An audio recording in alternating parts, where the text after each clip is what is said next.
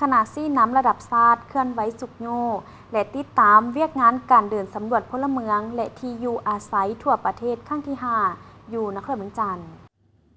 ท่านสันติภาพพรหมวิหารรัฐมนตรีกระทรวงการเงินห้องหัวหน้าคณะซี่น้ำระดับชาติผมด้วยคณะได้ลงเคลื่อนไหวสุกโยและติดตามเวียกงานการเดินสำรวจพลเมืองและที่อยู่อาศัยทั่วประเทศครั้งที่ 5 อยู่นครเมืองจันทร์ในวันที่ 3 พฤศจิกายน 2025โดยการต้อนรับของฐานอาสพังท้อง4พันดอนเจ้าของนครเมืองจันทร์หัวหน้าคณะซี่น้ำขันนครเมืองจันทร์ในเบื้องต้นได้ลงอยู่ที่ห้องว่าการนครเมืองจันทร์โดยได้รับฟังการรายงานย่อเกี่ยวกับการก้าเกียมความพร้อม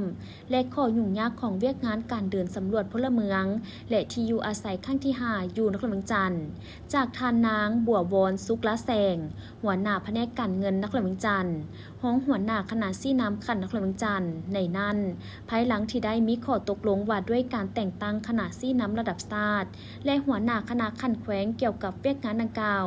นครเมืองจันทร์ก็ได้กำหนดแผนการเคลื่อนไหวและแต่งตั้งคณะรับผิดชอบขันนครเมืองจันทร์ผ่านการจัดตั้งปฏิบัติตัวจริงมาฮอดปัจจุบันสำเร็จการทดลองแต้มแผนที่เขตสำรวจการลงเดินสำรวจเก็บกำข้อมูลภาคทดลองแบบสอบถามและการลงสำรวจประเมินคุณภาพสำเร็จการขึ้นบัญชีครัวเรือนเพื่อกำหนดขอบเขตสำรวจอยู่นครเมืองจันทร์ซึ่งประกอบมี 1,569 เขตอยู่ใน9เมืองสำเร็จการฝึกอบรมเวียกงานดังกล่าวสำเร็จโดยพื้นฐานการก้าเกียมนักกวดกาและนักเดินสำรวจซึ่งคาดคะเนมี 2,168 คนสำเร็จการก้าเกียมสปอร์ตโฆษณาผ่านโทรภาพโทรโข่งบ้านวิทยุและผ่านสื่อออนไลน์และยังมีแผ่นป้ายแผ่นภาพที่ได้รับการสนับสนุนจากศูนย์สถิติแห่งชาติกระทรวงการเงินสำเร็จการฝึกอบรมให้นักเดินสำรวจและนักกวดกาขันเมืองพร้อมเดียวกันนี้เพื่อรับประกันให้เวียกงานดังกล่าวดำเนินไปอย่างมีประสิทธิผลนครเมืองจันทร์ได้มีการขึ้นแผนสมทบทุนให้แก่นักเดินสำรวจขันบ้านและอนุมัติเงินสมทบเข้าในการสำรวจพลเมืองและที่อยู่อาศัยครั้งที่ 5จำนวน1ตื้อ500 ล้านกีบและในต่อหน้ายังจะสืบต่อดำเนินการโฆษณาเผยแพร่จุดประสงค์ของการสำรวจพลเมืองและที่อยู่อาศัยให้ถูกภาคส่วนได้รับรู้เข้าใจและให้ความร่วมมือ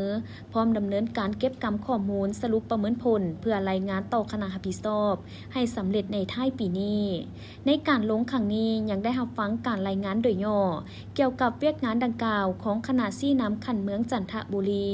จากทานแสงสาธิตพิมพ์เมืองประธานคณะกรรมการปกครองเมืองจันทบุรีจากนั้นทานสันติภาพพรหมวิหารพร้อมด้วยคณะก็ได้ลงภาคสนามตัวจริงในการสุกยูและติดตามเวียกงานเดินสำรวจพลเมืองและที่อยู่อาศัยทั่วประเทศครั้งที่ 5อยู่บ้านศรีสวัสดิ์เมืองจันทบุรีนครเมืองจันทร์โดยได้รับฟังการรายงานของท่านคำปุ่นแก้ววิภากร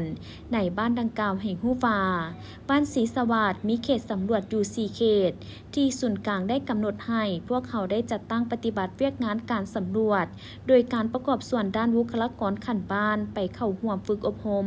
เป็นนักเดินสำรวจจำนวน3คนภายหลังที่ได้เข้าร่วมฝึกอบรมก็ได้กลับมารายงานต่อคณะอำนาจการปกครองบ้านทราบและเล่งก้าเกี่ยมบ้านเดินสำรวจภาคสนามให้ทันตามกำหนดเวลา